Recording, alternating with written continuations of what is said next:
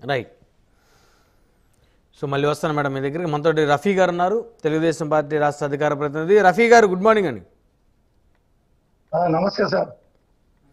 So మొత్తానికి సంక్షేమం, అందులోనూ ప్రత్యేకించి మహిళా సంక్షేమానికి కూటమి ప్రభుత్వం ముందడుగు వేస్తోంది. ఎన్నికల్లో ఇచ్చిన హామీల్లో భాగంగా సో ఒక్కొక్క హామీని అమలు చేసేందుకైతే రంగం సిద్ధం చేస్తున్నట్టు తెలుస్తోంది.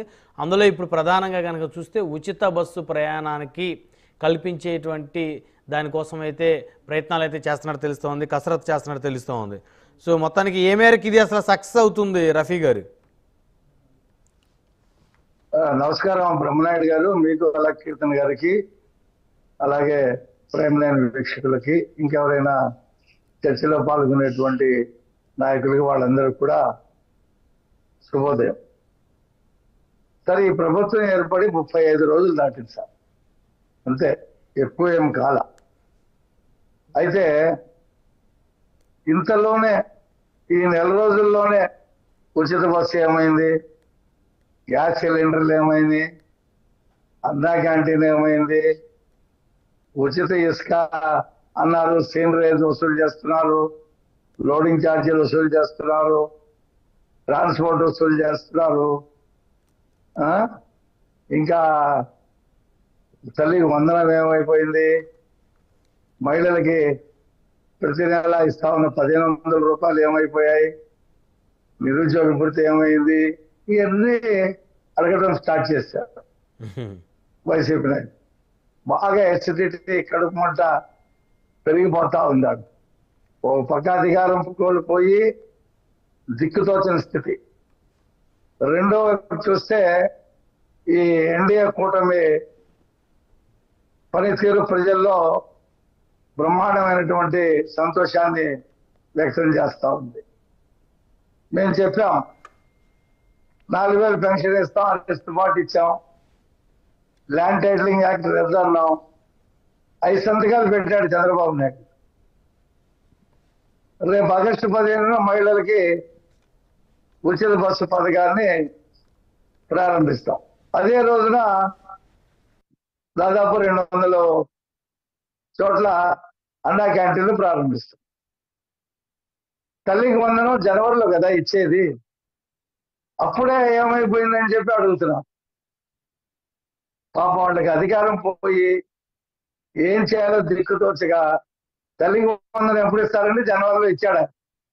15,000 ఇస్తారని చెప్పి 12,000, 13,000 ఇచ్చాడు. మేము ముగ్గురికి ఉంటే ముగ్గురికి, నలుగురికి ఉంటే నలుగురికి ఇస్తామని చెప్పాం, దానికి కట్టుబడి ఉన్నాం.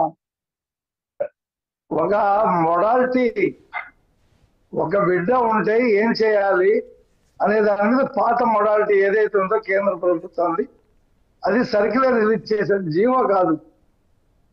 దానిలో క్యాబినెట్ లో చర్చిస్తాం. మేము చాలా స్పష్టంగా ఆ మొడాలిటీస్ జీవోలో చెప్తాం.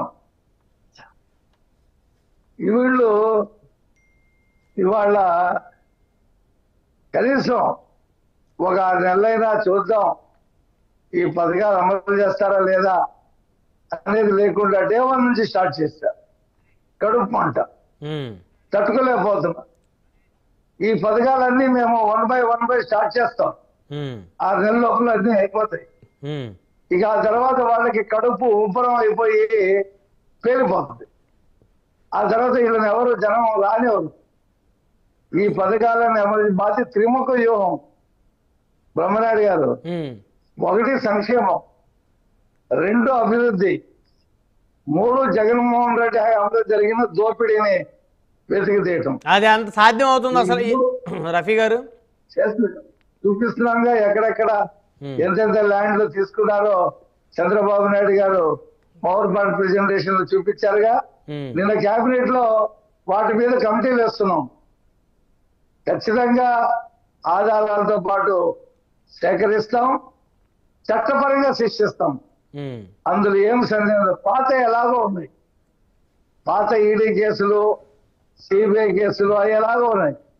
అవి కాకుండా భూముల దోపిడీ, ఇసుక దోపిడీ, అలాగే లిక్కర్ దోపిడీ. వాళ్ళ ఈనాళ్ళు అనుకుంటా ఏ జిల్లాల్లో ఈ జే బ్రాండ్ లిక్కర్ తాగి ఎంతమంది చనిపోయారో, ఎంతమంది హాస్పిటల్లో ఒక సర్వే రిపోర్ట్ వచ్చింది. దాని వల్ల మా ప్రభుత్వం వచ్చిన తర్వాత ఆ జే లిక్కర్ తీసేస్తాం. ఇతర రాష్ట్రాల్లో పెద్ద పెద్ద కంపెనీలు ఐఎస్ఐ బ్రాండ్ తో నాణ్యమైనటువంటి లిక్కర్ని అమ్ముతాం. తాగొద్దని చెప్తాం, మేము తాగండి అని చెప్పి మేము చెప్పము. తాగే వాళ్ళకి ప్రాణాపాయం లేకుండా లిక్కర్ని అందిస్తాం. అది మా పాలసీ. ఇవన్నీ చేసుకుంటూ పోతాం. ఇప్పుడు ఆ కోడిగుడ్డు మంత్రి చెప్తున్నాడు 30% ఇందాక మీద చూసా. భోగాపురం ఎయిర్పోర్ట్ 30% పనులు పోయినాయంట. అక్కడ 30% భూములు ఎలా దోచుకున్నారో బయటికి తీస్తాం. ఆ భోగాపురంలో సేకరించిన భూముల్లో ఈ విజయసాయి రెడ్డి అండ్ బ్యాచ్ ఏ రకంగా భూములు దోచేశారో చూపిస్తాం. 26 భోగాపురం ఎయిర్పోర్ట్, అంతర్జాతీయ ఎయిర్పోర్ట్ నిర్మాణం చేసి చూపిస్తాం. అవి కాకుండా ఇంకో 2 కొత్త ఎయిర్పోర్ట్లు కూడా శాంక్షన్ చేశాడు కేంద్ర మంత్రి రామ్మోహన్ నాయుడు గారు. అవి కూడా కంప్లీట్ చేస్తాం. విజయవాడ ఎయిర్పోర్ట్ ని ఇంటర్నేషనల్ ఎయిర్పోర్ట్ కింద ఆ టెర్మినల్స్ ని పెంచుతాం. అది కాకుండా ఇవాళ కంపెనీలు క్యూ పెడుతున్నాయి. బ్రహ్మనాయుడు గారు రోజు కంపెనీల ప్రతినిధులు వచ్చి చంద్రబాబు నాయుడు గారిని కలుస్తున్నారు. ఇప్పుడు మనం చూసాం కదా మచిలీపట్నం బీపీసీఎల్ ఏ రకంగా ల్యాండ్ అవ్వబోతా ఉంది. 70,000 కోట్ల రూపాయలు, మాట్ల 25,000 మందికి ఉద్యోగాలు. ఇలాంటి వందల కంపెనీలు, 1000 కంపెనీలు రాష్ట్రంలో అన్ని జిల్లాల్లో వస్తాయి. ఒక అమరావతికే వస్తాయని చెప్పి దుష్ప్రచారం చేశారు. మరి మచిలీపట్నం అమరావతిలో ఉందా? అలాగే చిత్తూరు నుంచి మీకు శ్రీకాకుళం దాకా ఆ ప్రాంతంలో దొరికేటువంటి ఖనిజాలని, వనరులను దృష్టిలో పెట్టుకొని ప్రతి జిల్లాలో కంపెనీలు, ఫ్యాక్టరీలు పెట్టి నిరుద్యోగులకి ఉద్యోగ కల్పన చేస్తాం. ఆ తర్వాత ఎవరు కూడా ఇంకా జగన్మోహన్ రెడ్డి పేరు కానీ లేకపోతే వైసీపీ పేరు కానీ ఎత్తేవాళ్ళు ఎవరు ఉండరు. మేము అభివృద్ధి చేసి చూపిస్తాం, పేదల కడుపు నింపుతాం. ఎవడైనా బుద్ధున్నాడు అన్నా క్యాంటీన్ని కొలగొడతాడండి. యాక్చువల్గా మా ప్రభుత్వం వచ్చిన తర్వాత 3వ రోజు అన్నా క్యాంటీన్లు ప్రారంభించవచ్చు, కూలగొట్టాడు అనేక జిల్లాల్లో. కొన్ని జిల్లాల్లో సచివాలయాలు పెట్టుకున్నాడు ఆ అన్నా క్యాంటీన్లో. పేదవాడికి 5 రూపాయలు రాష్ట్ర వ్యాప్తంగా అన్నా క్యాంటీన్లు అన్ని నియోజకవర్గాల్లో ఉండే అవకాశం ఉంటుందా రఫీ గారు? లేకపోతే కొన్ని నియోజకవర్గాలు 200 మనకు నియోజకవర్గాలు 175 210 అన్నా క్యాంటీన్లు ప్రారంభిస్తున్నాం. భవిష్యత్తులో ఇంకా పెంచుతాం, వాటి సంఖ్య ఇంకా 50కి పెంచుతాం. చాలా మంది జాతులు విరాళాలు ఇస్తున్నారు అన్నా క్యాంటీన్లో భోజనం పెట్టండి అని చెప్పి. మీకు గుర్తుందో లేదో, మీరు అప్పుడు చిన్నపిల్లలై ఉంటారు. తిరుపతిలో తిరుమలకి అనేక జిల్లాల నుండి రాష్ట్ర వ్యాప్తంగా 30 తెలుగు రాష్ట్రాల నుంచి, ఇతర రాష్ట్రాల నుంచి ఆ దేవుణ్ణి చూడటానికి, దర్శించుకోవడానికి, మొక్కుకోవడానికి పిల్లా జిల్లాను తీసుకొని నానా తిప్పలు పడి దేవుడి దగ్గరకు వచ్చి దేవుడిని చూసిన తర్వాత తిండికి అలమటించేవాళ్ళు, దోపిడీ చేసేవాళ్ళు అక్కడ ఉండేవాళ్ళు.